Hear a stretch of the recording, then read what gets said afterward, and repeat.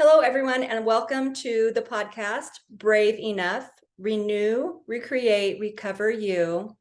This is Julianne, and I'm very excited today to have a very special person. She is a coach. She is a very interesting person, like I said, that brings to us a very wonderful insight and perspective on grief. It is Coach Geneva Livingstone. She is a master certified and confident grief coach, and she has been on her grief path since the age of 16. So today, please welcome Geneva. She is going to share with us some very special words, and I'm going to start by just letting her speak. Jillian, thank you so much for sharing your audience with me. So, hello, beautiful hearts and souls. I am Coach G. I always say Geneva Coach G Livingstone, and it sounds a little funny, but that's how it is. So, I think Coach G just sounds cooler. Let's just be honest. Um, yeah, it's really interesting. I was on a live myself on my Instagram page, and we were just talking about the grief path because that's what I call it instead of your journey. And you know what? I realized for the first time since the passing of my cousin and my son and my cousin that the first person that meant the most to me that passed away in my life, I was 16 years old. And I got that rebellious moment in my life. And I was talking to my mom about it, and I was like, Mom, when grandma died, I feel like I lost so much of myself in that. And she's like, Yeah, I remember. I said, we never talked about it. And being steeped in grief, which is like my passion place. And I'm so glad that you're out here just giving such a voice to this because I always refer to it as the world's quietest topic. Yet every single person in the world is going to experience grief. And sometimes it's not just the death of a lost one, of a loved one, but it is the loss of anything that a person feels is important to them. Their health, their money, their homes, relationships, their pets. But we don't look at it like grief. We just do the stay calm and carry on, you know. And I was just like, no, no. There's so much about this space that needs to be highlighted. There's so much to talk about, and there's so much healing that needs to take place in this space. So I'm so excited that you do this. Well, and I'm excited that we ran across one another on a Facebook group and our conversation that we had. And I think one thing that we both agreed on, which is what you pointed out, grief is not just losing a loved one. We grieve over so many things in our life that just don't turn out the way that we expected. And in our society, we just sort of sweep it under the rug because if we're not strong, then we aren't sort of held to a level of esteem in our society. We are seen as, quote, weak, and weakness is not valued. And so instead of taking on all of the things that come with that loss, we instead are told that we need to just sort of buck up, or whatever the saying your family has for it, and move on and get with it and just find some new path. And in the end, what that does is it holds all these emotions here. And then when something else happens, we then are thrown into a place of even deeper grief. Yes. And, I just see this, I saw it with myself. And, I've had to walk through that in several of my losses. So I don't know, with the folks you work with the experiences that you've had, but I really wish in our society we could recognize all of these things that happen so that we can deal with them rather than push them aside and put ourselves in situations where the grief becomes just so overwhelming. Agreed. Agreed. The way you said that is so beautiful. I say the same thing. You have been grieving at times in your life that you've never dealt with or handled. So when you lose a person, all of a sudden, grief highlights everything. And you're wondering why you're bottoming out. You're wondering, like, am I from a different planet? What's happening to me? There is the connection to the emotions that we're feeling and what we're going through on a day-to-day basis. It's lost. It is completely lost. And it's that deep sorrow where people bottom out on me that really causes me to have the biggest and the loudest voice. I mean, I didn't have to be a pastor. Grief called me. Grief pulled me in, and I didn't see it coming, girl, let me tell you. I I did get not it. see it coming. I get it. I would have never And thought here what I would be like. I would have a YouTube channel, I've written a book and have a YouTube channel and whatnot. That certainly, I was an executive. So, wow, I'm like, what am I doing? But like you, I feel very passionate in those times where felt so unsupported and so alone and isolated. And no one should feel that way. Shouldn't be like agreed. 1,000% I agree with you. And that's why I say that, grief can be a lonely path, but it that. doesn't have to be. Hmm. Because if the light goes on, you see the amount of people that are actually on this path with us. Yes. You think you're by yourself, but you're not. Hmm. It's just that I find there are not a lot of us who know how to walk it. Yes. And so being in grief and becoming a leader in this and having a voice that speaks above the noise, like on a different frequency, you hope shakes things up to the place where, I love the fact that you were an executive. And most likely when your grief happened, you were taken back and then probably you threw yourself into work because that's what successful women do. It's how we The best handle our results of my business. career after the loss of my husband. Yeah. And yet, there needed to be a reconciliation for yourself inside of yourself. That's right. And as successful women, I find that we're the ones that are really behind on our own care.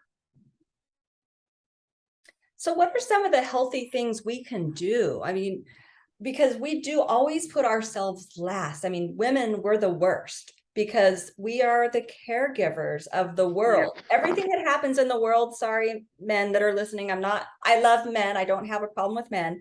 But the Right. reality is, the women, we're the caregivers. So, most of the things that happen in the world on that side, the genesis of them are from the women of the family. But what that means is we neglect taking care of us. Yep. How do we grieve healthy as women? I think it depends on the type of woman you are. Okay. And when I think about successful women, overachievers, hyperachieving women, we are leaders. And because you are a leader in your job, because you have a team of people to lead, you also feel most vulnerable. And so I don't even think you know what it is that you need. And it's not necessarily going to get your hair done, going to get a pedicure. I'm not talking about that surface level stuff. But truthfully, most hyperachieving women do not know what they need at all. So when we talk about what are the things that they need to do for a healthy transition in this period, it is stop and get some help.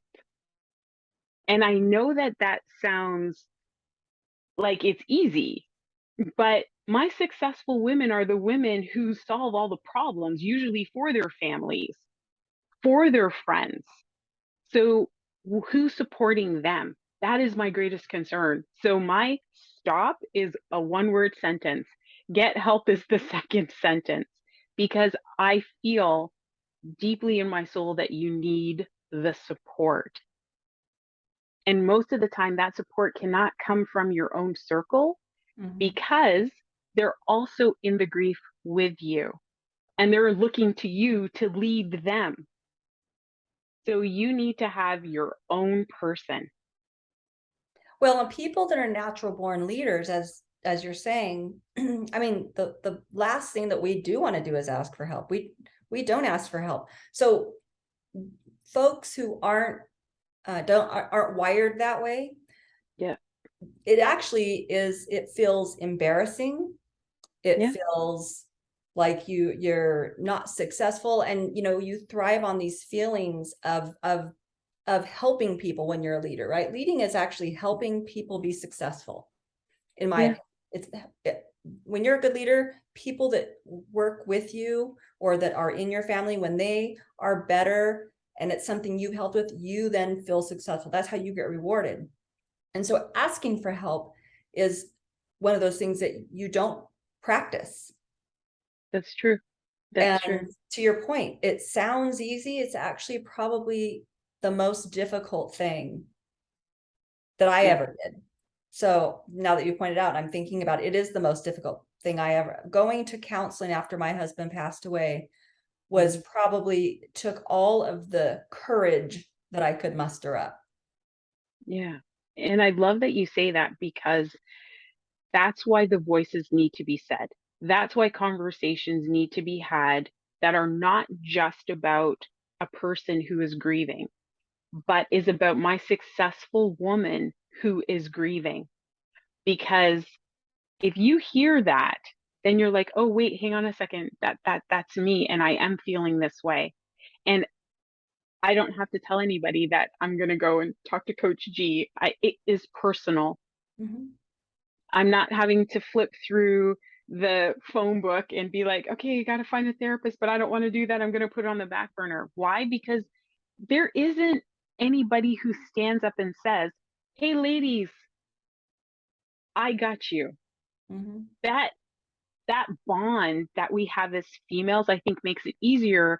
Like if you had been, let's say, on Instagram, and then you see somebody with their loud voice saying, you know what, you're a successful woman, and I know that you're in pain and you're lost and you're hurting right now. And I know that you're trying to do it on your own, run your business, take care of your family, take care of your extended family. Everybody comes to you. You're going to start to think, oh, she's talking to me and she gets me. mhm. Most of the time, we don't reach out for help because we don't think people understand our weight.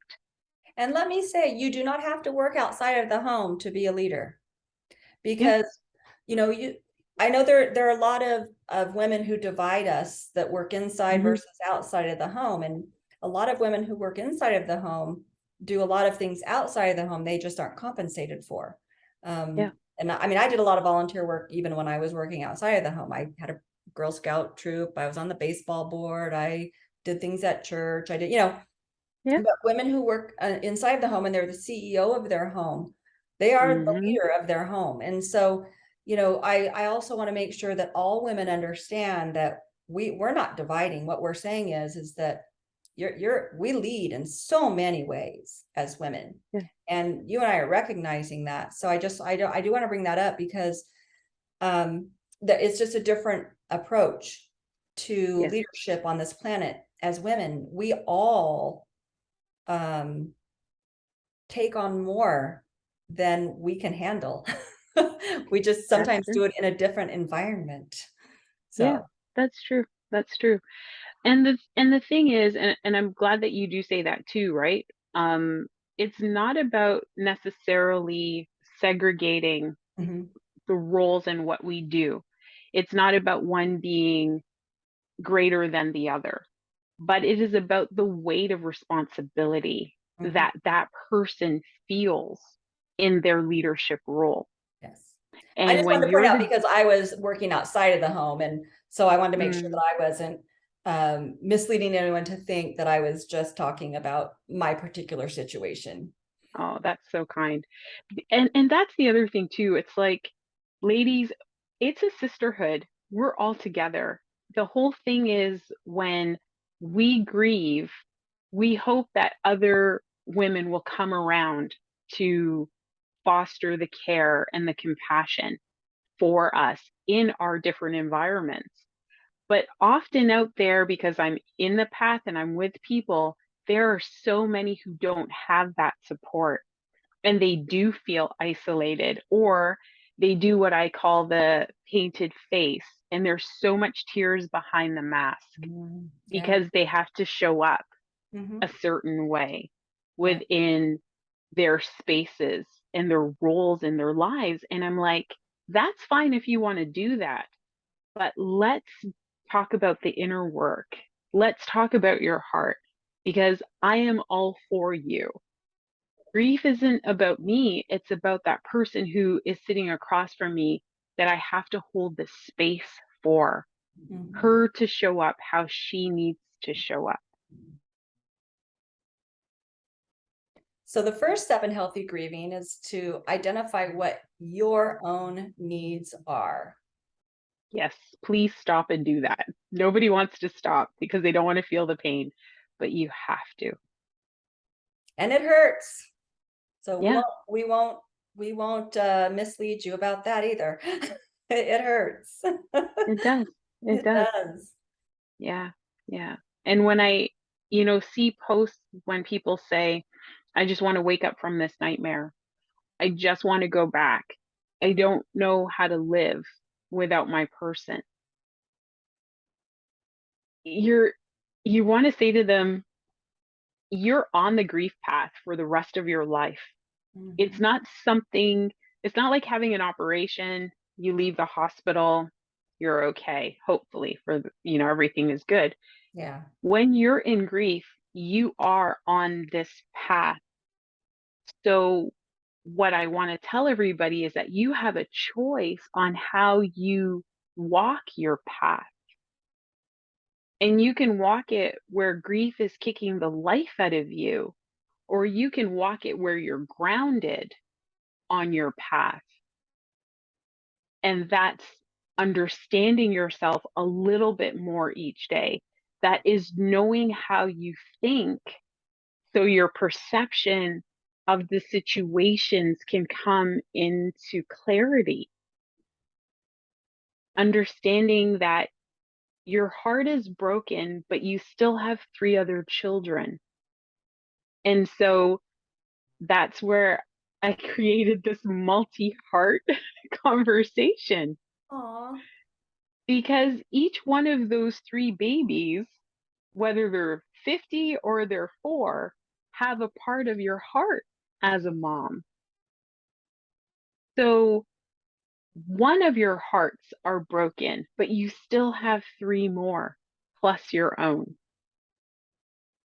I love that.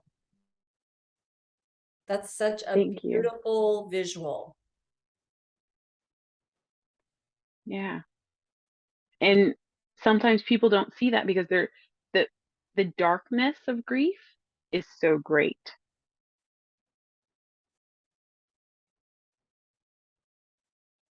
It is. I mean, So, I did a podcast on the physical manifestations of grief because that was one thing I learned, after I mm, lost my husband. I did not expect all of this physical just pain and heaviness, and it just was unbelievable. And it is that sort of you're dying from a broken heart feeling. Um, and then to think of it in the way that you just said it, I love that. I even, I have a visual of me and my children in that. yeah. And when you see that, a little bit of reality comes in, a little bit of support for yourself comes in, and you're not just doing things because of your 3 children, but you're like, no, they're I have one heart that's broken, but I still have 3 that are beating in my own. And so you're not taking all of the stuff that you're going through and placing it on the kids in the way of I'm just living for my children. Hmm. but in actuality, you see them because your children also have to learn how to grieve. And I know we want to protect them, so we hide the grief, and that isn't healthy because grief happened to them too. Mhm. So when we do the fold in on ourselves, then and we function in the grief fog, the zombie mode. All right, yeah, mommy's okay, but mommy's not okay. And so one of the healthy things that I tell a mom is that it's important for you guys to sit at the table and to decide where each one of you guys makes a list, even if it's a little 3-year-old too, right? You all make a list, you pull out the crayons, you do what you got to do, and you come up with things that can make you feel good. So if the little one is like, I want to ride my bike, okay, no problem, we put that down. If for you, it's like, you know what, I need to take a long bath, okay, that's written down. And then you guys have a code word for when the sadness comes. Okay. And let's say your little one comes home and sees you on the couch and you're like, Mom, are you okay? And you're like, I'm having a purple day. It's like, oh, you're missing daddy. Okay. Did you want to do anything on your list? Because you know, kids, they'll keep you accountable. They're so beautiful. Yeah, they are. Do you want to go do something on your list, Mom? You know? And what a beautiful way to walk through grief as opposed to you're on the couch, the kids come home from school, you rush to get your makeup on, your hair done, or change your yoga pants to look like you're okay when you know you're not.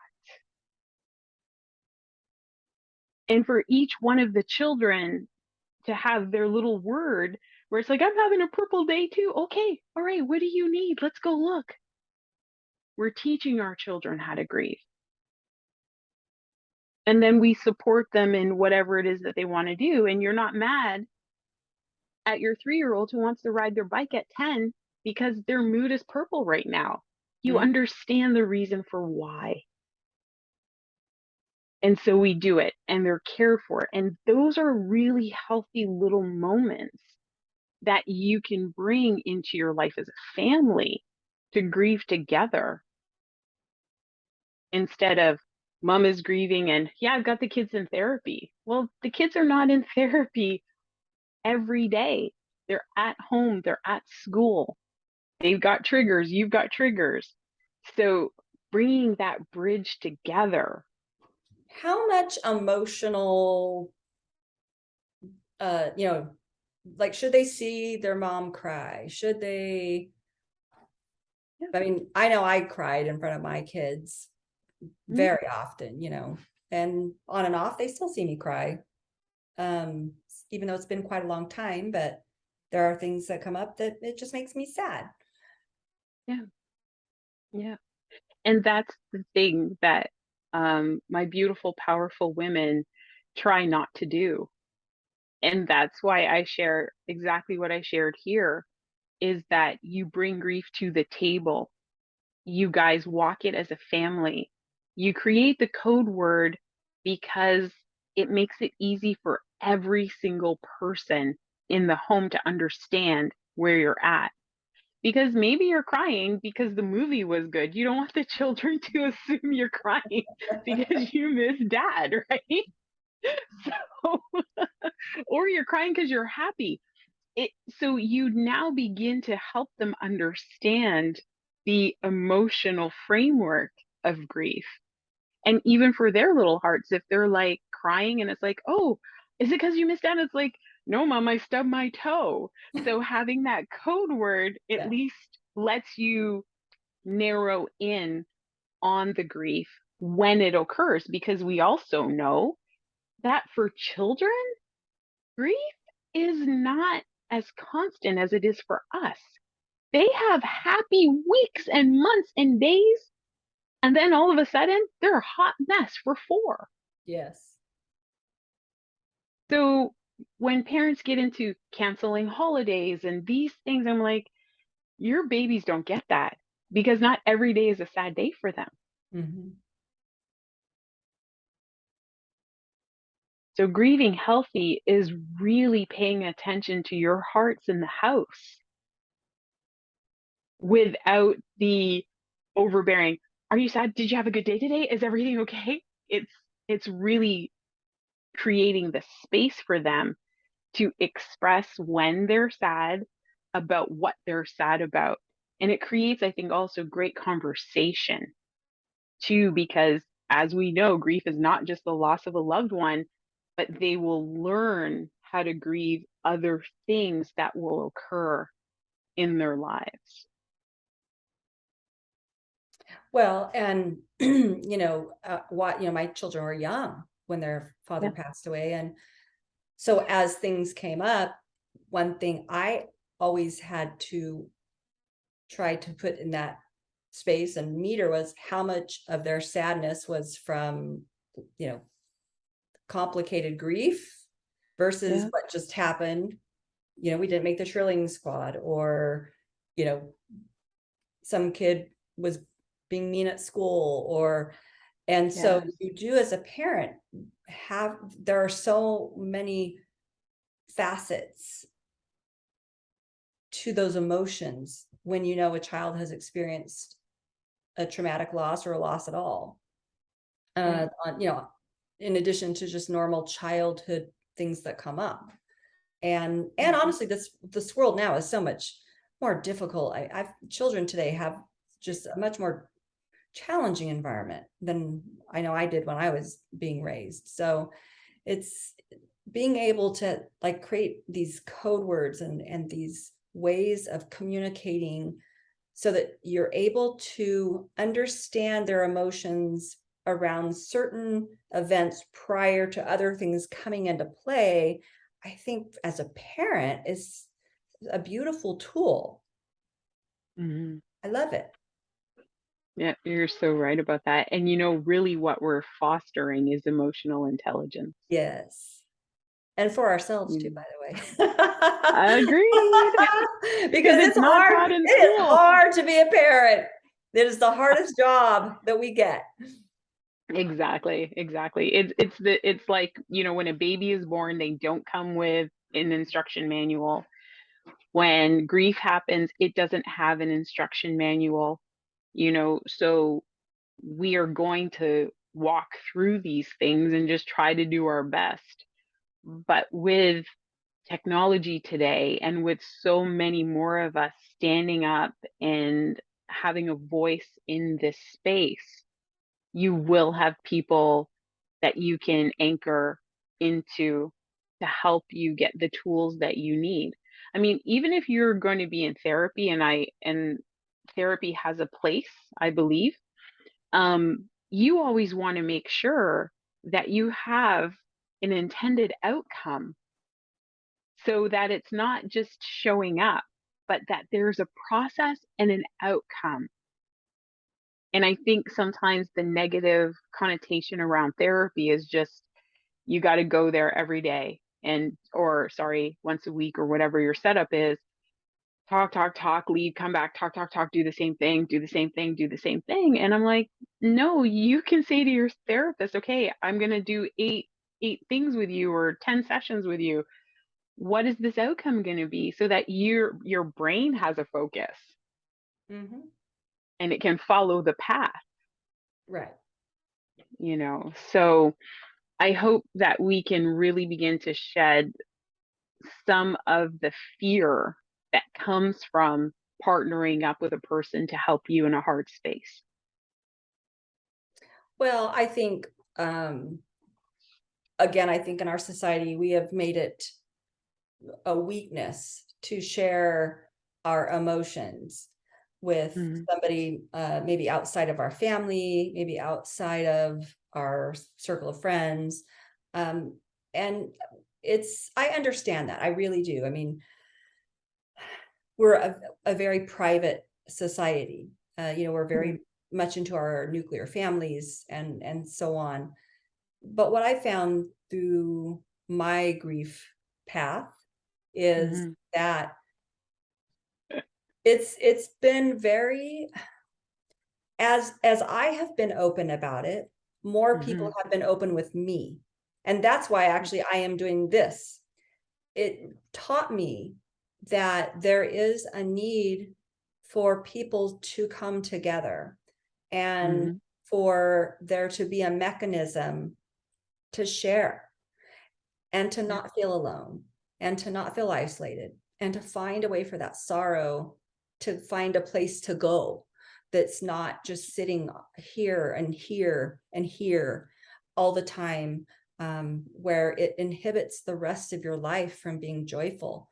Because I know there was a defining moment, during my early stages of grief where I had to make a choice about, was I going to live desperate, or was I going to find a way to build a life that was joyful again? Because I had Mhm. at least half of my life to go. Um, because it felt very overwhelming to think about my life all by myself without my husband at a very Yeah. young age, at 36. But to stay where I was like a special slice of hell. So, but it was it was a moment in time where I knew I had to make the choice. And, I think we're left to make that decision on ourselves, by ourselves so much in our society, and it just shouldn't be like that. So that's why I just love these conversations, Mhm. because we kind of don't know where to turn, I think, a lot of the time. Exactly. So what you Exactly. do is fantastic. So let's talk about that just for a minute. So you are, like I said at the beginning, you are a grief coach, I and am. you are, I mean, first of all, you've experienced great loss in your life. So, um, you come first from the place of experience, which is deep and is profound. And then you are now educated and certified in a way that puts it together so that you can work very intricately with someone who is finding their path out of that early grief, or even probably Yeah. later grief, right? I mean, because sometimes we just don't deal with it until it's later on. That's true. That's true. Um, Even as early as last night, I had somebody message me on Instagram, and it was 1 month that her husband had passed, and he had stage 4 cancer, and he passed away in a 30-day time frame. Oh. And she has a 26, a 21, and a 7-year-old. So I had asked her, you know, was she getting support? And she says, my best friend's my therapist. I was like, awesome, awesome. But for her, it would not be about her coming to me and me walking with her right now. It's early, it's very, very fresh. She has all of the responsibility of, handling the finances, handling the housing, handling all of those kind of things. So I just turned it really into a beautiful session of questions like, do you have the support? Is there somebody to help you to field the calls? Because everybody loves to call you and ask you what happened. And I want your friends to do that. I Mhm. don't want you to have to say to 50 different people, repeat that same story because you relive it. So Yes, I want you to be protected. I think that's the first thing that happens for me is I want to first protect them, make sure they can get a little bit of shielding so that they don't I love that. feel Yes, those beatings coming in. And it's well intended. I understand that, but it is a lot it is. for a new griever. It is. So much. It They're is. just like so like I just want to create that space. Yeah. So then I said, you need a day to yourself. She's Mhm. like, I can get a couple of hours. I said, I'd ask your best friend or your husband's best friend to take your son for one day so Mhm. you can cry, so you can scream. Because her life right now is in snippets. She has a couple of hours alone and it's not enough. I'm like, you need a day for Mhm. you to decide in that day what you want to do, whether it's cry, it's scream, it's sit, it's pout, it's Netflix overload, Mhm. but that is you taking care of what's happening here. Yeah. And she was like, oh, that's a real thing. I'm like, it's what you need. It's a real thing. Yeah, it is what you need. Yeah. Permission to grieve, Yeah. permission to isolate for a bit. It's okay. Permission to ask people for support. Like, Julian, can I give people your number? Just forward my calls to you. And every time they want to talk about my husband or what happened to him, could you please do that for me? Hmm. You're a little removed. You'll probably say, yes, let me do that, please. Absolutely. Absolutely. I've done it for people before. you Because it's true. know? Every time you tell the story, the emotions well right up and it doesn't give you any emotional space. Yeah. Yeah. Yeah. Or, you know, letting people call you before they arrive. When Hmm. my friend lost her mom, it was after I had lost my son, and death etiquette kind of came about a little bit at the kitchen table because she's like, you you're braver, Geneva. You make a video about what people should say and not say to us. I was like, oh, thank you. I have the big mouth. Okay, I'll do it. Yeah, Yeah, well, join the club. she threw me out. She threw me out. And so um it was just really interesting because when she had called me to tell me about her mom passing, following what we've both just sort of lived, what she's lived with me with my son passing, I said to her, what would you like me to do? Do you want me to come after work?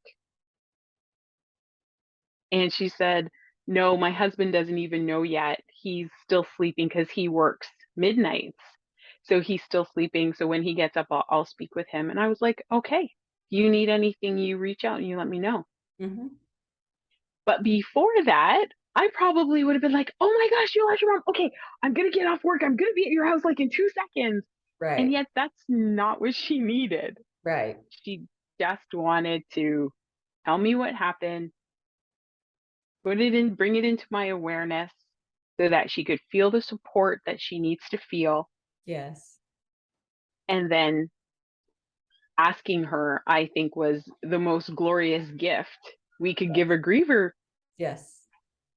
Yes. because everybody likes to tell us what we need to be doing. That's right. That's right. If we'll listen.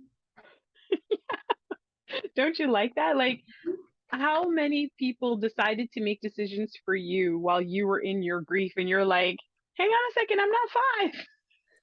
Well, and sometimes they made them and you didn't know or you were kind of aware, but there was just so much going on and you just like Yes. don't have emotional energy to even think Hmm. about like you just can't say no or so then later on you're like, why did I let that happen? Yeah. It's so yeah. So you do Yeah. need somebody to sort of be your shield. Yeah. Yeah. That is like the first thing for a brand new griever Hmm. is to get that set up. I think that would be a phenomenal business to build. Is like when somebody passes, you contact this company, we will send somebody to the hospital for you. All the visitors can get the information from them and That just is a let good the family idea. have some time. That is a good idea, actually. It is. Great My idea. brother Somebody came needs up with somebody that to see this idea. video. Hey, there you go. If you are an assertive person with a kind heart, there you go. Yeah. Yeah. I think it would just be something revolutionary for the grief community at large. Yeah, it is. It's a great idea. So if someone Yeah. wanted to find you and they wanted to get some coaching, Okay. how would they They find you? I am Instagram, Okay. instagram.com/death_etiquette. Okay. And we'll link and I'll have you send me all of your information. So we'll link everything below, but Instagram.com death_etiquette. That's me. Okay, and that's you. And do you have a website or anything else? No, it is, That's I fine. started one, I dropped it, I started one, I dropped It's it. just a lot of work. So that's fine. I IG, love I think there's Instagram. a bazillion people on IG. I don't think you have anything to worry about. Yeah, yeah, So yeah. what we'll do is But when you, we'll link that below so that people can find you. And then you do coaching. So yes, you do one-on-one. yes, And so then they can reach out to you there. And do you have packages, or how do they, like, just give me an idea real quick of your typical sure. service. So I do everything one-on-one at the Okay. moment because I think that grief is one of those things that needs to be tailored to the individual, where they're at and how they're feeling. So we can start at 8 weeks and it can go to a year. Okay, perfect. Yeah. Wonderful. And wow, I appreciate you coming on with me today. I just love talking to you about this stuff. It's really, really cool to just, think so much about life experiences, how we deal with them, the role that we play with one another in this, grand plan called life. And, how will we deal with it in our societies? I know you are in Canada, which I didn't say in the beginning. Maybe you're better in Canada than we are in the United States, but I don't think so based on our conversations that we've had. I don't think you guys are any better there to the north. So, I don't think in North America that we're very good at grief. But it's quite amazing. And I just am so grateful that we got to get to know one another and have this chat.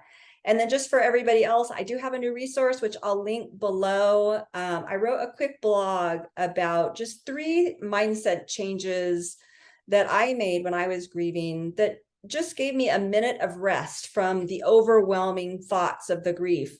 And so I'll link it below. You can request the blog and it'll get emailed to you. And I hope you find that helpful. And I also have one that you can find, which I'll link below, that lists, I think, the 7 ways or 5 ways that I got through the first year after losing my husband to Wow. suicide. So anyway, thank you for joining us today, everyone. Coach G, thank you. I will say that in the description. I will say Geneva Coach G Livingstone.